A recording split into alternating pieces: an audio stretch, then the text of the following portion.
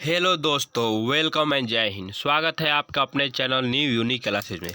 आज के वीडियो में हम लोग फिजिक्स के 25 क्वेश्चन को देखेंगे जो आपके आने वाले हर एक एग्ज़ाम की दृष्टि से बहुत ही महत्वपूर्ण है। अगर आप एसएससी, रेलवे या किसी भी स्टेट पीसीएस की तैयारी करें उसके लिए बहुत ही महत्वपूर्ण है। अगर आप पहली बार हमारे चैनल पर विजिट करें तो चैनल को सब्सक्राइब कर लीजिएगा, साथ ही साथ बेल आइकन भी दबा लीजिएगा ताकि आने वाली वीडियो को नोटिफिकेशन आपको मिलता रहे। तो चलिए हम लोग वीडियो को स्टार्ट करते हैं। हम लोग आज का पहला क्वेश्चन आपका, निम्नलिखित में से कौन एक सदिश राशि नहीं है। हम लोग के पास ऑप्शन है सदिश, हम लोग के पास कौन है संवेग, कोणीय वेग, वेग और द्रव्यमान। हम लोग को बताना है कि इसमें से कौन सी राशि है जो सदिश राशि नहीं है। तो सदिश राशि नहीं है मीन्स अदिश राशि है। तो हम लोग जानते हैं कोणीय संवेग क्या है, सदिश राशि है। और कोणीय वेग भी क्या होगा, सदिश राशि होती है। और वेग भी सदिश राशि होती है। तो हम लोग का द्रव्यमान जो होगा सदिश राशि नहीं होती, क्योंकि द्रव्यमान क्या होती है, अदिश राशि होती है। इसलिए हम लोग का ऑप्शन नंबर इसका क्या हो जाएगा, डी हो जाएगा। अगला क्वेश्चन देखते हैं। अगला क्वेश्चन है, निम्नलिखित में से कौन सी सदिश राशि है। हम लोग इन चारों में से बताना सदिश राशि कौन सी है। हम लोग जानते हैं कि द्रव्यमान क्या होती है, तो द्रव्यमान एक अदिश राशि होती है, लंबाई भी एक अदिश राशि होती है और समय भी एक अदिश राशि होती है। तो हम लोग का वेग क्या होगा, वेग एक सदिश राशि हो जाएगा। इसका ऑप्शन नंबर इसका ए हो जाएगा। अगला क्वेश्चन देखते हैं, ऊष्मा का सही मात्रक है। तो ऊष्मा का सही मात्रक क्या है, ऊष्मा का सही मात्रक क्या होता है। तो हम लोग का ऑप्शन है जूल, एम्पियर, वाट और न्यूटन। तो उसमें ऊष्मा का सही मात्रक क्या होता है, तो हम लोग जानते हैं कार्य हो या ऊष्मा, दोनों का सही मात्रक क्या होता है, जूल ही होता है। और एम्पियर की बात कर लेते हैं, तो एम्पियर किसका मात्रक होता है, तो विद्युत धारा का सही मात्रक क्या होता है, एम्पियर होता है। और वाट किसका मात्रक होता है, तो वाट जो होता है शक्ति का मात्रक होता है। वाट क्या होता है, शक्ति का सही मात्रक होता है। और न्यूटन, न्यूटन तो जानते ही हैं क्या होता है।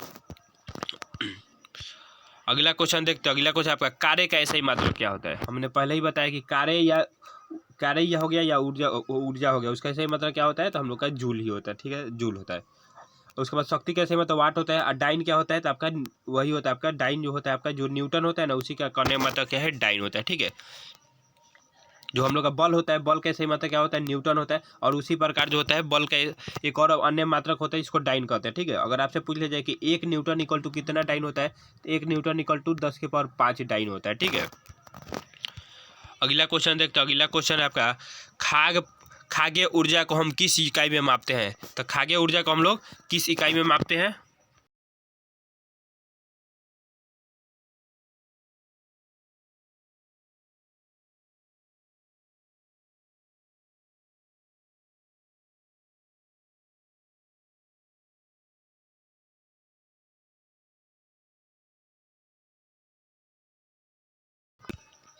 अगला क्वेश्चन देखते हैं। अगला क्वेश्चन हम लोग का, आवृत्ति का सही मात्रक क्या होता है। तो आवृत्ति का सही मात्रक क्या होता है, आप लोग का ऑप्शन है किलो हर्ज, हर्ज पर सेकेंड, किलो हर्ज पर सेकेंड। तो हम जानते हैं कि आवृत्ति का सही मात्रक क्या होता है, हर्ज होता है। इसका ऑप्शन नंबर इसका डी हो जाएगा।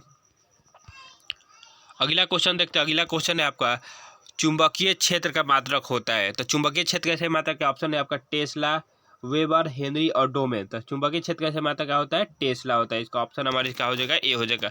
चुंबकीय क्षेत्र का सही मात्रक टेस्ला होता है। अगला क्वेश्चन देखते हैं, क्यूरी किसकी इकाई है। तो क्यूरी किसकी इकाई होती है, तो क्यूरी जो होती है हम लोग का रेडियो सक्रियता की इकाई होती है। आपका ऑप्शन नंबर इसका डी हो जाएगा। अगला क्वेश्चन देखते हैं, प्रकाश वर्ष इकाई है। तो प्रकाश वर्ष किसकी इकाई है, ऑप्शन है आपका समय की, दूरी की, प्रकाश की तीव्रता की, इनमें से सभी की। तो हम लोग जानते हैं कि प्रकाश वर्ष किसकी इकाई है, तो प्रकाश वर्ष दूरी की इकाई है। ऑप्शन है इसका ए हो जाएगा। अगर आपसे पूछा जाए कि एक प्रकाश वर्ष बराबर कितना होता है, तो 9.46 गुने 10⁻15 मीटर होता है एक प्रकाश वर्ष बराबर। अगर वही इसको किलोमीटर में पूछेगा तो क्या करेंगे, हम लोग लिखेंगे 9.46 गुने 10⁻12 किलोमीटर हो जाएगा। ठीक है, ये तो 10⁻15 रहेगा तो मीटर में बताना है, और 10⁻12 रहेगा तो किलोमीटर में बताना है। तो इस तरह प्रकाश वर्ष क्या हुआ, दूरी का मात्रक है। ठीक है, और एक होता है पारसेक। ठीक है, एक होता है पारसेक, जो होता है वो भी दूरी का मात्रक होता है। अगर आपसे पूछा जाए कि दूरी का सबसे बड़ा मात्रक कौन है, खगोलीय दूरी, तो आपका पारसेक होता है, याद रखिएगा। पारसेक जो होता है प्रकाश वर्ष से भी 12 होता है। अगला क्वेश्चन देखते हैं, एक प्रकाश वर्ष बराबर कितना होता है। एक प्रकाश वर्ष बराबर कितना होता है, तो हम लोग जानते हैं कि 9.46 गुने 10⁻15 मीटर। तो यहाँ पे पावर में 15 है। ठीक है, और यहाँ पे 12 जो है पावर में किलोमीटर है। तो देखिए हम लोग के पास ऑप्शन क्या है, 9.46 गुने 10⁻15 मीटर है, और यहाँ पे सेकेंड नंबर में है 9.46 गुने 10⁻12 किलोमीटर। तो हमने दोनों ही बताया कि 10⁻15 अगर रहेगा तो मीटर में होगा, अगर 10⁻12 रहेगा तो किलोमीटर में होगा। इस तरह हम लोग का ऑप्शन नंबर इसका क्या हो जाएगा, डी सही हो जाएगा, कि ऑप्शन ए और बी दोनों सही है। अगला क्वेश्चन देखते हैं। अगला क्वेश्चन आपका, शून्य में स्वतंत्र रूप से गिरने वाली वस्तु की हम लोग क्या होती है, चाल कितनी होती है, उसकी उसकी मतलब कि गति कैसे होती है। जो कोई भी वस्तु को हम लोग ऊपर से गिराते हैं तो क्या होता है, तो उसका त्वरण जो होता है एक समान होता है। इसका ऑप्शन में इसका सी हो जाएगा। अगला क्वेश्चन देखते हैं, एक सामान्य वृत्तीय गति में होता है। तो एक सामान्य वृत्तीय गति में कहने का मतलब कि जब कोई वस्तु का होता है एक वृत्ताकार पथ पर चक्कर लगाती है ऐसे ऐसे, तो उसी को हम लोग एक सामान्य वृत्तीय गति कहते हैं। ठीक है। और एक सामान्य वृत्तीय गति में क्या होता है, गति का वेग क्या होता है, गति का वेग क्या होता है, हर एक बिंदु पर क्या होता है, गति का वेग बदल जाता है। लेकिन जो हम लोग का चाल होता है, चाल क्या होता है, हम लोग का अपरिवर्तित रहता है। तो चाल अपरिवर्तित मीन्स क्या होगा, चाल जो होता है चर होता है, उसके वेग बाद में वेग क्या होता है, हम लोग का चाल क्या होता है, हम लोग का चाल क्या होता है, अचर होता है, उसका वेग बाद में चर होता है। क्योंकि देखिए चर मतलब क्या होता है, जो परिवर्तित होते रहता है, तो हम लोग का वेग जो होता है परिवर्तित होते रहता है। और चाल क्या होता है, अचर होता है, मतलब कि चाल परिवर्तित नहीं होता है। इसका ऑप्शन नंबर इसका डी हो जाएगा। क्योंकि एक सामान्य वृत्तीय गति में कण की चाल क्या होती है, अपरिवर्तित रहती है।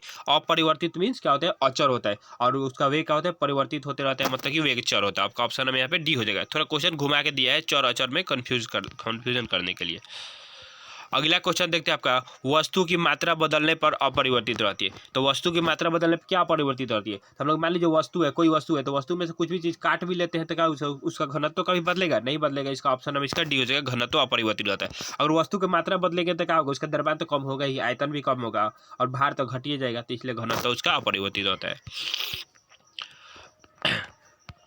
अगला क्वेश्चन देखते हैं आपका, रॉकेट का ऊपर जाना किस सिद्धांत पर कार्य करता है। तो हम लोग जानते हैं कि रॉकेट जो ऊपर जाता है आपका संवेग संरक्षण के सिद्धांत पर कार्य जाता है। ठीक है। हम लोग जानते हैं कोई भी वस्तु को हम लोग ऊपर फेंकते हैं तो क्या होता है, एक तो न्यूटन की गति का तृतीय नियम और दूसरा जो है संवेग संरक्षण के सिद्धांत पर ऊपर जाता है। इसलिए इसका ऑप्शन नंबर बी हो जाएगा। अगला क्वेश्चन देखते हैं। अगला क्वेश्चन है हम लोग का, न्यूटन की गति का प्रथम नियम कहलाता है। तो न्यूटन की गति का प्रथम नियम क्या कहलाता है, तो हम लोग न्यूटन गति का प्रथम जड़त्व का नियम कहलाता है। ठीक है। न्यूटन गति का प्रथम नियम जड़त्व का नियम कहलाता है। और दूसरा, ठीक है। अगला क्वेश्चन देखते हैं। अगला क्वेश्चन है हम लोग का, जल में तैरना न्यूटन के किस गति के नियम का उदाहरण है। जल में तैरना जो है न्यूटन गति का तृतीय नियम का उदाहरण। ठीक है। जल में तैरना न्यूटन गति का तृतीय नियम का उदाहरण। अगर आपसे पूछ लिया जाए कि न्यूटन के प्रथम गति नियम को और हम लोग किस नाम से जानते हैं, तो हम लोग प्रथम नियम को जड़त्व का नियम भी जानते हैं। ठीक है। जड़त्व के नियम के नाम से भी जानते हैं।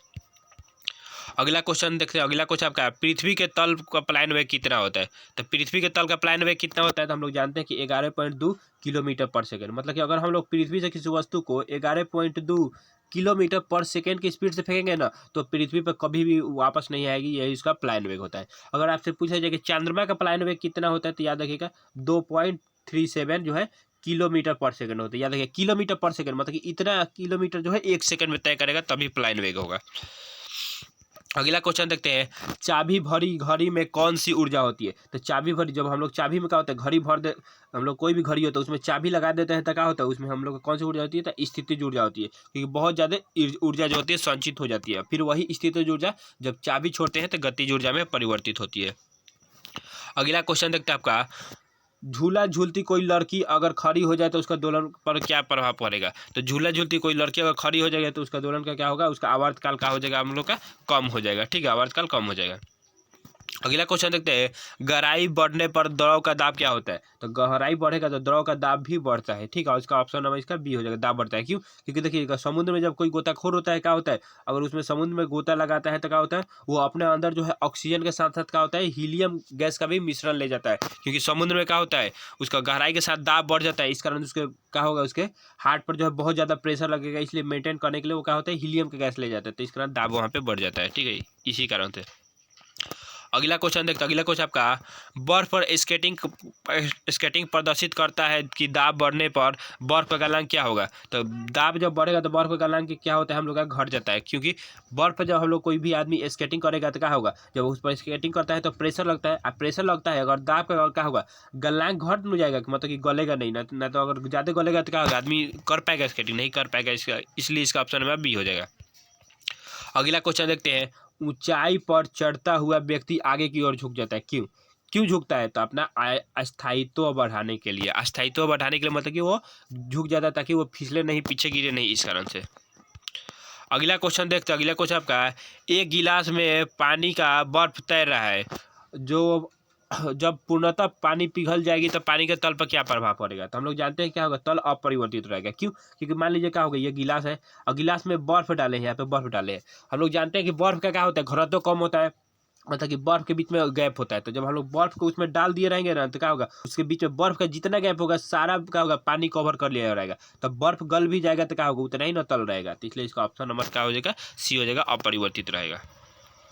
अगला क्वेश्चन देखते हैं, पानी का घनत्व अधिकतम होता है, तो पानी का घनत्व अधिकतम किस पर होता है, जब 4 डिग्री सेल्सियस पर पानी का घनत्व सबसे अधिकतम होता है, ठीक है। और आयतन का होता है सबसे कम होता है, ये भी याद रखिएगा, 4 डिग्री सेल्सियस पर।